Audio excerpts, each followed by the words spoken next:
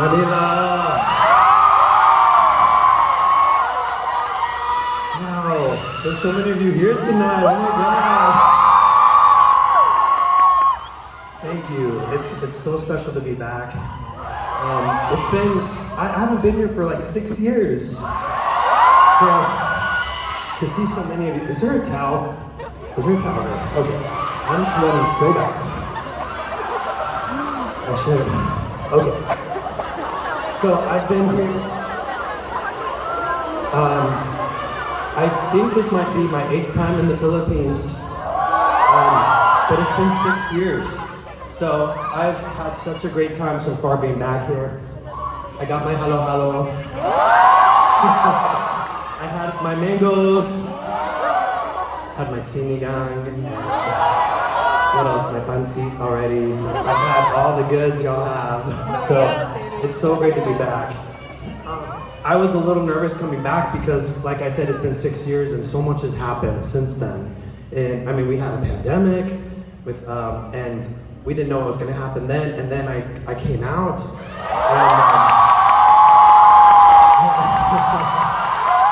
that was so scary for me because I didn't know what people were going to think of me. Oh my gosh. Oh, you guys are just so beautiful. Thank you. And so that was a very scary thing for me because I didn't think, I thought that if I came out, that was the worst thing I could do. And I thought being queer I just thought, coming from a very religious background, I thought that was the worst thing I could do. I thought if I came out and ever accepted that about myself, that I would turn into something evil. And so I thought anything would be better than that. And so when I did come out, I came out 3 years ago, and one of the first people I called my mom.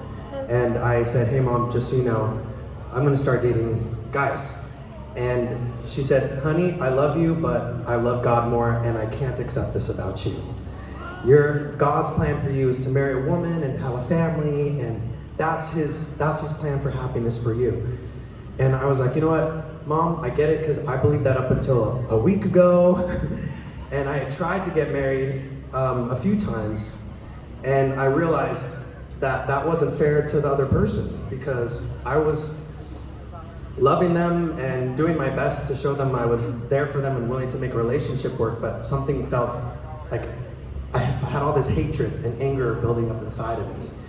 And I just didn't think that was fair to them, to have to put up with that. And one of my ex-fiancés, because I really almost did get married, she was like, you're so cold and so distant.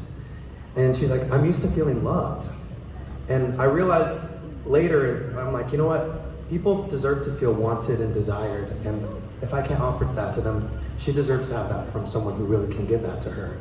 And maybe I can find someone who I can really feel that want and desire and share with. Anyway, I'm writing a book about that, so I'll just stop. I can talk about it. But so when my mom, I said, Mom, you don't have to accept this, because I understand it's not what you believe, but I just want you to respect that I'm doing the best thing for me right now. And she said, okay. And a year later, I tried to keep going to church as an out queer person, but a lot of the people in my church were not accepting of that, and they thought that I'd already fallen and that there was no hope for me, and it was just too hard of a place to be, and I stepped away from my church. And when I announced that, I didn't hear from my mom for a few days, and I was like, oh no, I pissed my mom off. And she texted me a few days later, and she said, I've decided to step away from the church. And I was like, Mom, you don't have to do that. I know it means so much to you and how important it is to you. And she said, I don't want to be somewhere where my children don't feel loved and welcomed. And if you're going to hell, then we're all going to hell with you. And I was really touched by that. And she said it kind of joking, like, because, a lot of times people say, well, you're going to hell. But I said, I'm going to write a song about that, and I'd like to sing that for you now. So this is dedicated to my mom and to any other parent who's shown that unconditional love or a family member who's shown that unconditional love, and it's called Held Together.